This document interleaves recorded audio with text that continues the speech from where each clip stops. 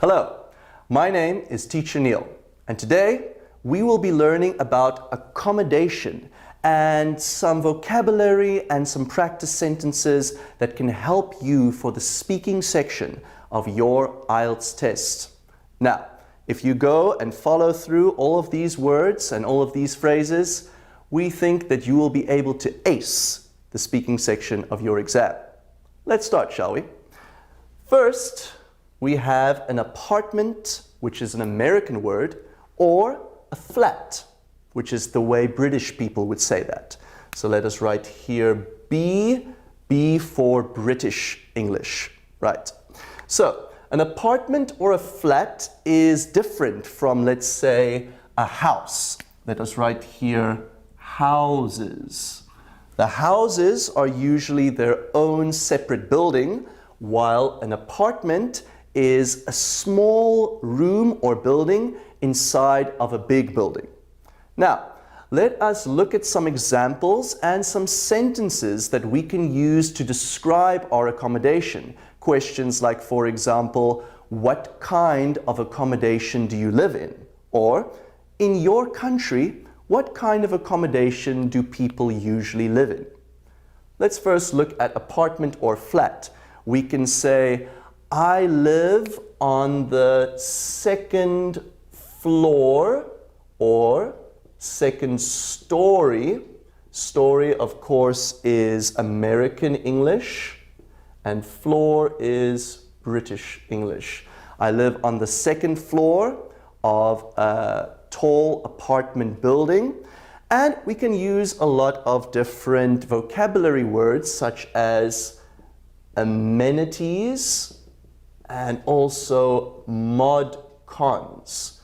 Now, amenities are nice things that your apartment building can come with. You could say, I live in a very nice big apartment building. It has got nice amenities such as a foyer, or you can say a swimming pool, or even a gym.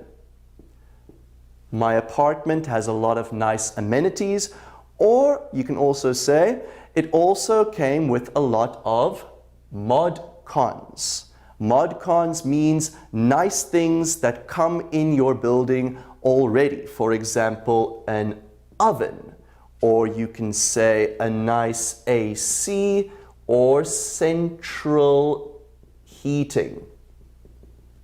Right, so over to the next word, we have got a condo. A condo is a bigger, more luxurious building. We can say here luxurious. And luxurious means it's more expensive. It is larger. You're paying more money for it. So an example sentence would be, I am paying a lot of money by renting the condo on the top floor of the apartment building. We can have a lot of different examples of apartments, like a serviced apartment. Serviced means that it comes fully furnished. We can write here fully furnished. Furnished, if you're not sure, means furniture.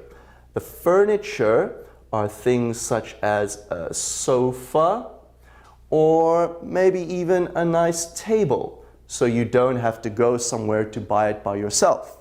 You could say, I have just bought an apartment and it was a serviced apartment, or I am renting a serviced apartment.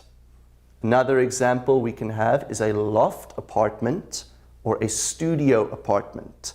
Studio is also American English and loft is British, which means basically that there are no walls and different rooms inside of your apartment. It is a big open space, usually one big space in the building, and also maybe it has a bathroom inside. So you can say, I am renting a studio apartment. It is very cheap. I don't have to pay a lot of money, but the building came with a lot of amenities, meaning I have a foyer, a gym, swimming pool, etc. Moving on, skyscraper. Now, just look at the word. Look at the word sky. That means that the building is very high and looking out over the skyline. Let's write here, skyline. That basically means you are on a top floor and you can see out over the city. A good sentence we can use using skyscraper and skyline is, I am renting a big, luxurious apartment in a skyscraper, and it has a beautiful view of the city skyline. Right. All right. Now, moving on, we will go to houses. Now, as you will remember, houses are their own separate buildings, while apartments are buildings or rooms inside of other buildings. So just be sure to say, I am renting an apartment, I am renting a house, or I have bought a house. Now, here are the examples of the different kinds of houses we can find. We can find townhouse. A townhouse is a tall, high, narrow house, and usually in places like London, they are very close together. So let's just write here, narrow, high house. And usually in places like Asia, you can also say, I am renting a room in a townhouse, or I'm going to buy a townhouse. Another one we can have is a detached house. Now, if you don't know what detached means that it is separate from the main house. So we can write here, separate from the main house. A detached house can usually come with a lot of facilities. Facilities are things that are special to the building, like an apartment, or to the house itself. With an apartment, we can say that the apartment building comes with many facilities. For example, mechanical parking, or also we can say there is a space for garbage. There is a garbage area.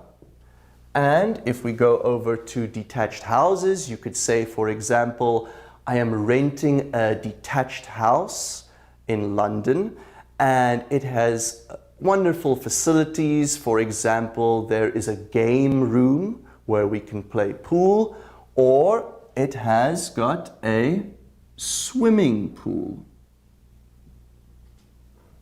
Right. Another good example of a house we can use is a student dorm. Some people will say dormitory, but that is much more official. When you talk to normal people, we could say a student dorm, or if you will be studying in England, you can say a student digs. So let's just write a B for British English. Student dorm is usually close to the university, and you could say, I am close to campus. Campus means the university. And you can say, I am renting a student dorm. It is very close to my university building, so I can just walk over there. And also in my student dorm, they have food. They have food for us, they have catering. So student dorms is usually a room inside of a school or a university building.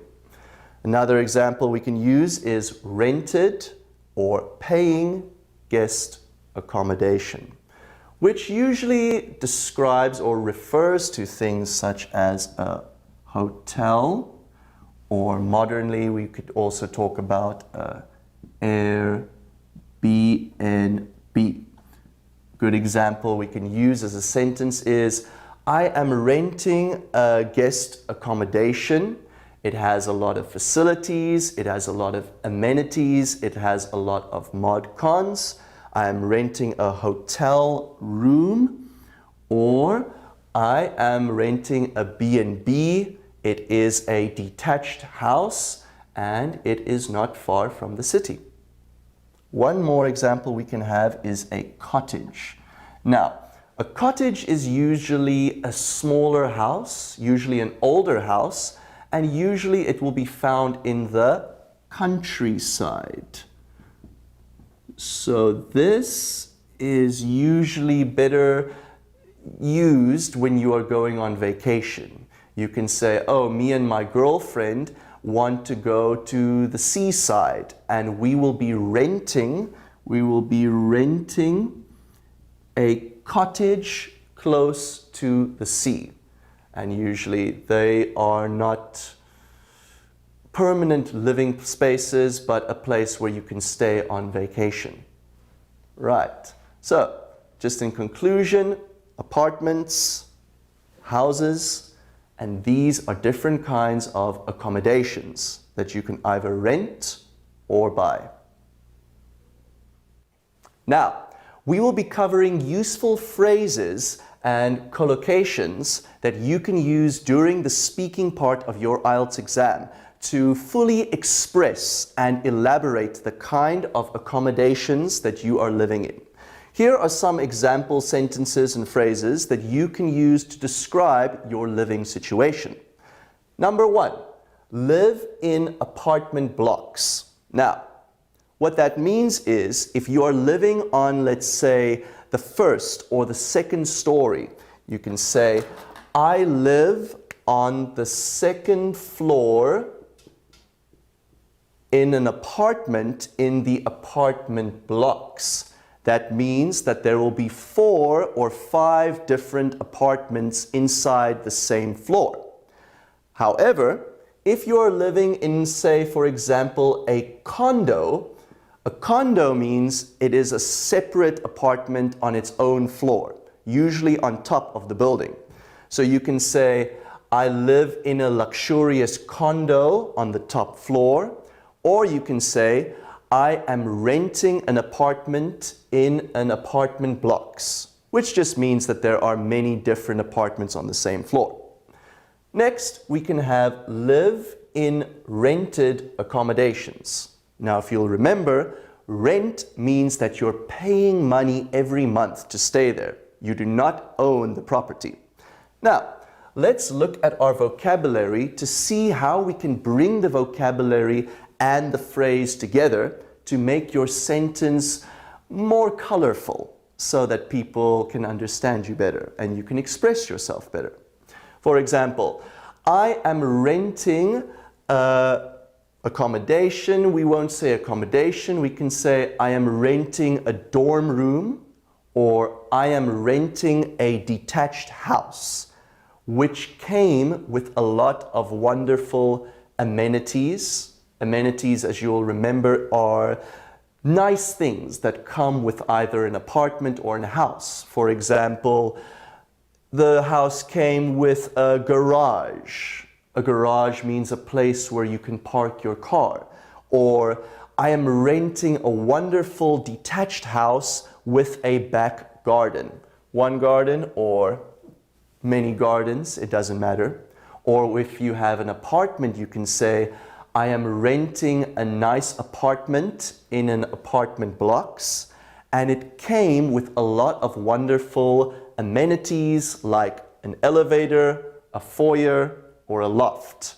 You can also say, I am renting a nice dorm room and it has a lot of mod cons, modern conveniences. For example, the dorm room came with a lot of mod cons such as a big AC or a wonderful oven, or it came with a nice big TV.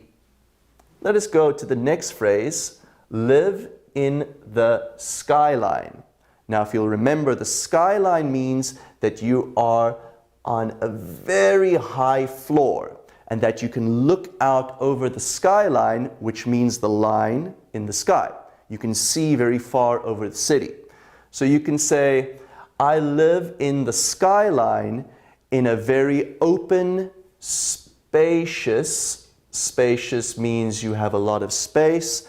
I live in the skyline in a big, spacious studio apartment. Studio means that there are no walls inside. It is one big room and usually a bathroom. Or you can say, I live in the skyline and it has a lot of wonderful mod cons. Let's go over to the next one. Live on campus. What campus means, it means it is close to the university. So, if you are a student and you are living in a dorm room, you can say, I am renting a dorm room and it is very close to campus. Or, if you are right next to your university building, you can say, I live on campus. I live on campus in a studio apartment, or I live on campus in a dorm room. Now we're moving over to property. Property means a building or land which you own. To do up a property. Now, to do up means to fix up. To fix up, or you can also say to decorate. Or another meaning to do up could be improve. To improve, to decorate, or to fix up a property that you own. For example, let's say I have just bought a wonderful, spacious studio apartment, but there is nothing inside. And the apartment is very old and broken down, and it needs to be done up. Or we can also say fixed up. So, to do up a property means you can put in a new carpet, or you can fix up the walls, or you can give it a nice new paint job. So to do up a property means that you are making it nicer, and by doing that, the value of the property will go up. So if you have bought a property and you are looking to rent out the property, first you will have to do up the property.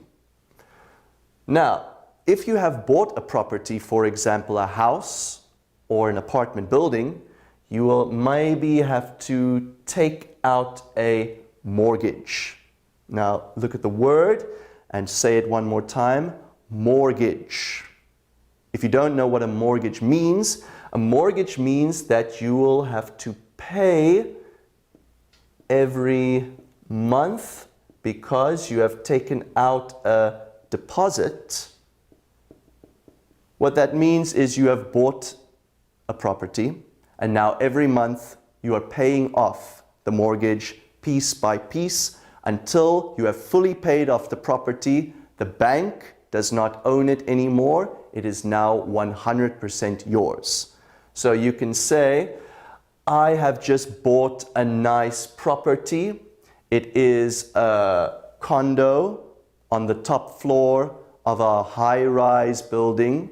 It looks on the skyline, but the property is very old and broken, so we have to do up the property or fix up the property so that we can rent it out. And every month I have to pay the mortgage. All right. Now, moving on to number 7. The phrase is to get on the property ladder. Now, what does that mean? It means that you are looking to buy or to purchase your first property. Now, property, as we know, is an apartment or a house. We have seen a lot of examples on that. So to get on the property ladder means that now you are going into real estate. Real estate means property, it means houses, it means lands. Now you have got enough money and you can say, I have just made my first million. I am looking to get on the property ladder. I am looking to buy a house or maybe an apartment to rent it out or to own for yourself. And that concludes our lesson on accommodation. Now, feel free to go